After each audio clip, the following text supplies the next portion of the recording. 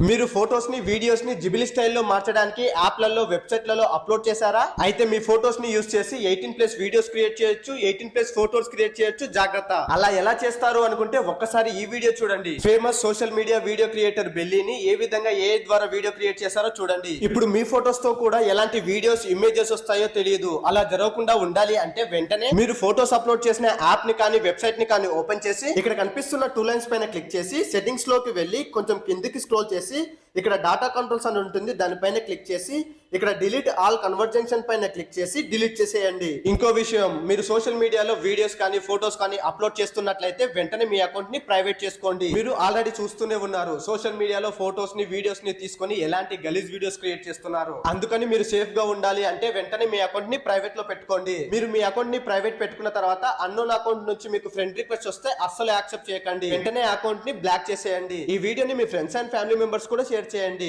ఈ video informative గా అనిపిస్తే మాత్రం ఒక లైక్ చేసి మన ఛానల్ కి ఫాలో అయిపోండి.